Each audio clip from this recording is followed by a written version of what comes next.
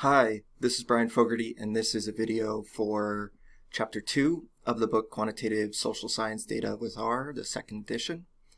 In this video, what we're going to do is look at working directories.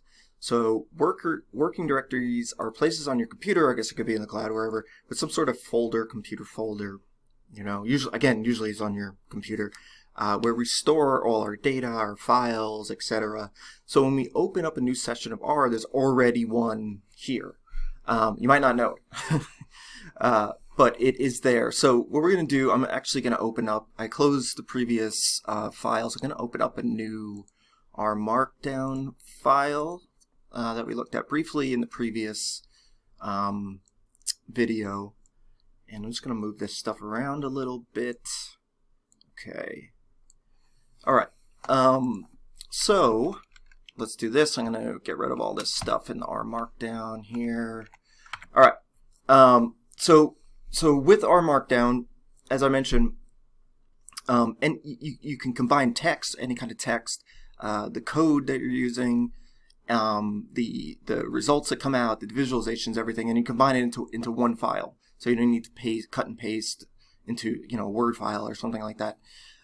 So anything that you type in the sort of regular space here shows up as regular text. So anything I type, okay? And then when we want to do any code, what we could do is we type these backslashes and then the curly parentheses with R. And so this is called a code chunk and declares that this is where we're going to put our R code. You can also automatically do this if you prefer. You click here and so there's a bunch of options. We just want that. So it does it automatically for you. And then in the code chunk, the header, the code chunk header, we can include options. There's tons of options here. One of the most common ones is echo. So echo equals true, which means show the code. Echo equals false means don't show the code. There's a whole bunch of options that we'll look at somewhat as we go through the book. Okay, so let's get back to working directories. So what we want to do is find out what is our current working directory. So to do that, we use the function getWD. Right, which is get working directory, and then just the parentheses with nothing in it. Okay, so this shows down here that this is what it is currently, which is just my user profile on the computer. All right, which you could use, but I like to, sort of segment everything based on the project or class or whatever that I'm doing.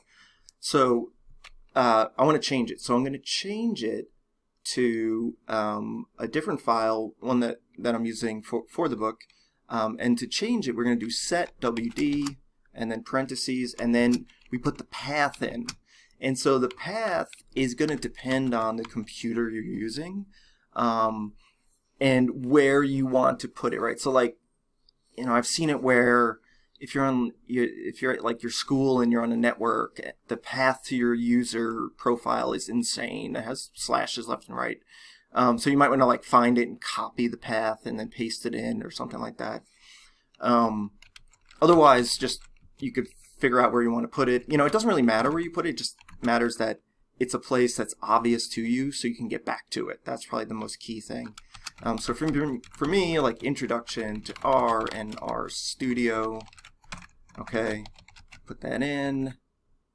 Okay, we're going to do that, right? We didn't get an error or anything, and then we're going to just double check that's right. So get WD.